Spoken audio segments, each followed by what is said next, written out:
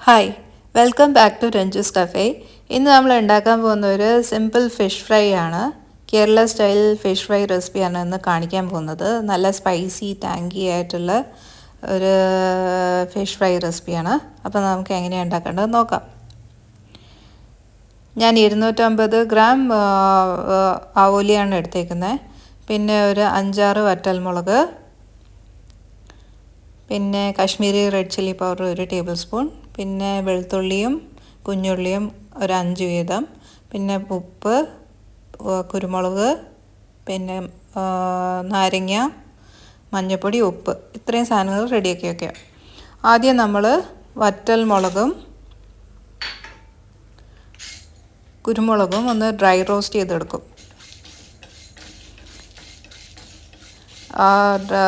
Red chillies puff ആവുന്ന വരെ ഒന്ന് റോസ്റ്റ് ചെയ്തെടുക്കും. എന്നിട്ട് അത് മാറ്റി വയ്ക്കും തണുക്കാൻ വേണ്ടിയിട്ട്. അത് തണുത്ത് കഴിഞ്ഞിട്ട് ഒരു മിക്സി ജാറിലേക്ക് അത് മാറ്റും.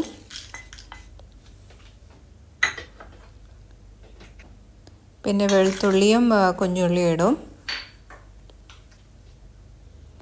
പിന്നെ കാശ്മീരി ചില്ലി പൗഡർ, പിന്നെ മഞ്ഞൾപ്പൊടി,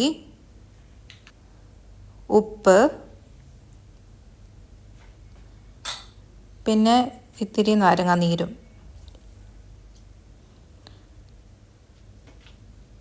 പിന്നെ അത് അരച്ച് പേസ്റ്റ് ആക്കാനുള്ള ഒരു ഇത്തിരി 1 ടേബിൾ സ്പൂൺ വെള്ളം. എന്നിട്ട് നന്നായിട്ട് പേസ്റ്റ് ആക്കുക. അപ്പം നമ്മളുടെ മസാല പേസ്റ്റ് റെഡിയായി. നമ്മൾ മീനിലേക്ക് അത് പുരട്ടും. നന്നായിട്ട് 2 ഭാഗവും പുരട്ടുക. എന്നിട്ട് ഒരു അരമണിക്കൂർ അത് മാറ്റി വയ്ക്കുക. എന്നാലും മസാല നന്നായിട്ട് മീനിലേക്ക് പിടിക്കും. അപ്പോൾ അരമണിക്കൂർ കഴിഞ്ഞു. ഇനി നമുക്ക് മീൻ വറുത്തെടുക്കാം.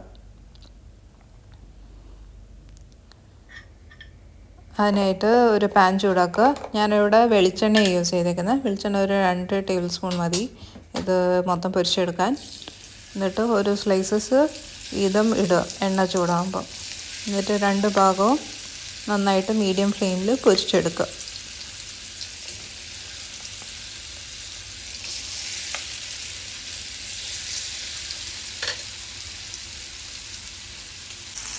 അപ്പം നമ്മുടെ ഫിഷ് ഫ്രൈ റെഡിയായി. എല്ലാവരും ട്രൈ ചെയ്ത് നോക്കുക. നല്ല റെസിപ്പിയാണ്. നല്ല സ്പൈസിയും നല്ല ടാങ്കി ആയിട്ടുള്ള ഒരു റെസിപ്പിയാണ്. എല്ലാവരും ട്രൈ ചെയ്ത് നോക്കണം. അപ്പോൾ please like, subscribe, share and comment. Thank you for watching.